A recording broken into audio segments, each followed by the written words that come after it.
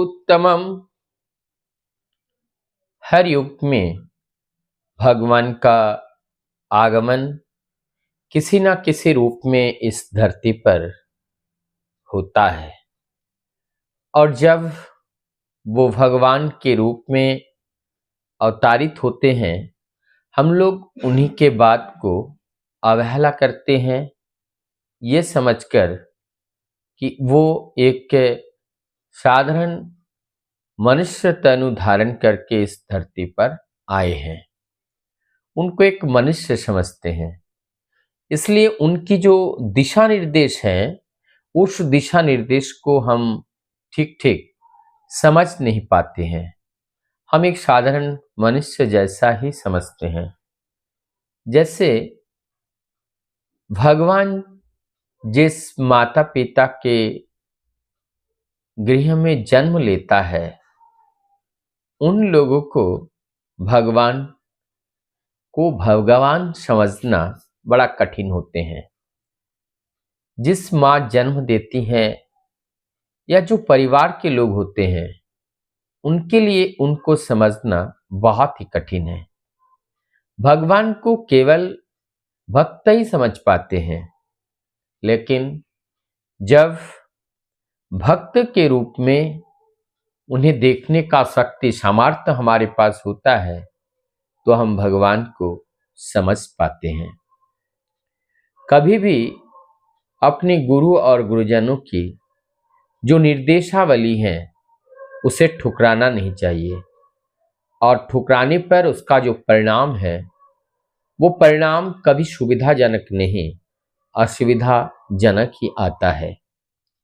उनको हम भगवान ना माने, ईश्वर ना माने, देवी देवता कुछ ना माने, हम उनको केवल एक गाइडर के रूप में, एक आदर्श के रूप में, एक गुरुजन के रूप में, एक मास्टर के रूप में अगर हम मानते हैं, तब भी हमारे जीवन में अनेकों कल्याण होते हैं। ऐसी एक घटना है, और ये बेलियाघाटा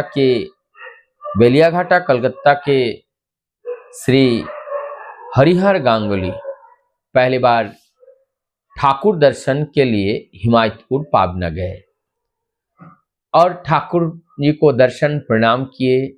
अनेकों वार्तालाप ठाकुर जी से हुई।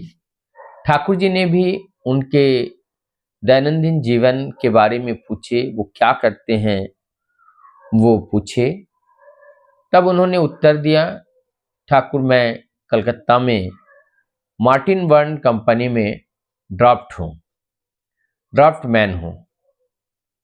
तब जाकर के ठाकुर जी कहते हैं, तब तो ये हर डिस्ट्रिक्ट के हेडक्वार्टर में ये मार्टिन बर्न कंपनी का जो ड्राफ्टमैन की जगह है, वह हर डिस्ट्रिक्ट में होगी।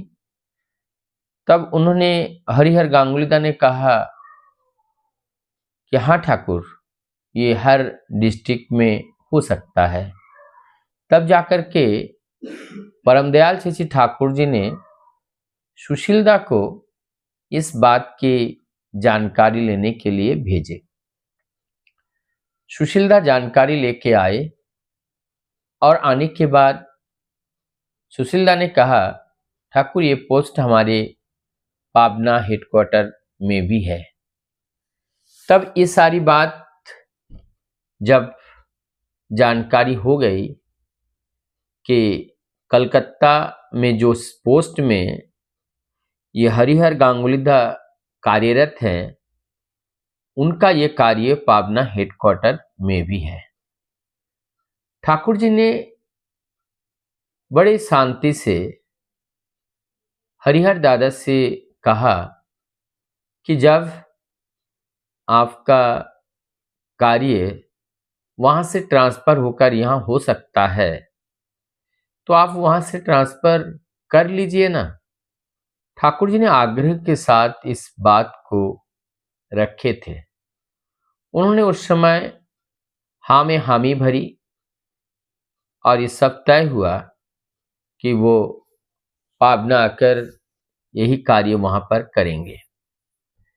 ये सब घटनाक्रम के बाद जब हरिहर गांगुलीदा घर आते हैं, घर आकर अपने परिवारजनों से सारी बातें बताते हैं, तब परिवारजन कहते हैं कि तुम कलकत्ता जैसे एक बड़े शहर और यहाँ से कहाँ पावना एक जंगलाकृत एरिया है, वहां भी जाकर कार्य करोगे, ये समझ में नहीं आ रहा है। इस तरह से उनके जो गार्जियंस थे, उन लोगों ने जैसे इस तरीके से नकारात्मक बातें हरिहर गांगुलीदास के सामने रखी, तो उनका भी मन थोड़ा सा घूम गया। अब जो है हिमायतपुर पावना में उनका और आना नहीं हुआ। समय बीतता गया।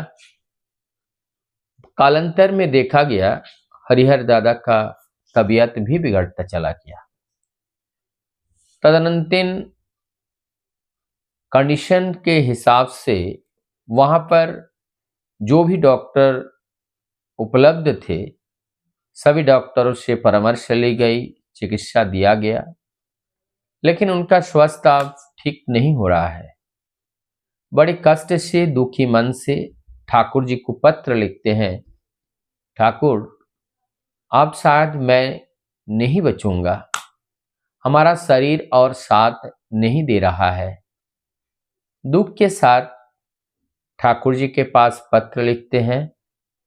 ये पत्र पहुंचता है ठाकुर जी के पास। ठाकुर जी इस पत्र को पढ़ करके जब ठाकुर जी को सुनाया जाता है, ठाकुर जी को बड़ा कष्ट होता है। गहरे निश्वास लेते हुए, सांस लेते हुए कहते हैं, लोगों को जब बताया जाता है उनके भविष्य के बारे में, जो सावधानी के लिए जो रास्ता दिखाया जाता है, यदि वो ना दिखे, यदि वो पालन ना करे और तब जाकर के मुसीबत में पड़े, उस समय मैं उन्हें और क्या कर सकता हूं। तब ठाकुर जी ने कहा, उनको पत्र लिख के भेजो कि अब तो समय निकल चुका है, अब आप जो भी समय आपके पास है प्रभु का नाम करते रहिए। इस बात को लिख करके जब भेजे हैं, फिर ठाकुर जी के प्रति उनका और भी प्रेम बढ़ा। अब वो समझने लगे कि मुझसे बहुत बड़ा गलती हो गई।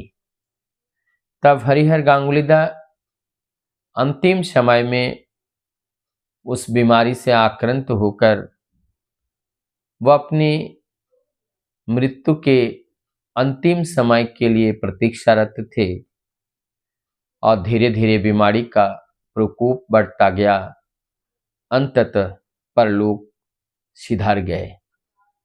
ये संपूर्ण जो घटनाक्रम, जो जीवंत घटना, इस घटना को देखकर ऐसा लगता है हम लोगों ने भी ऐसे अनेक घटना जीवन में पुनरावृत्ति करते हैं और ये कभी हमारे माता पिता के दिए हुए निर्देश को अमान्य करके, अपने गुरु गुरुजनों के बात को अमान्य करके, इस तरह से भूल राह पर चलकर हम भी बहुत ही गलत करते हैं। आज से हमें एक सीख लेनी है, कभी भी गुरु गुरुजन, माता पिता के निर्देश को अवमानना कभी नहीं करना चाहिए। उनका पालन करना ही हमारे जीवन का धर्म है और यही पालन करते हुए जब चलते हैं, निश्चित रूप से हम अपने गंतव्य तक पहुंच भी सकते हैं।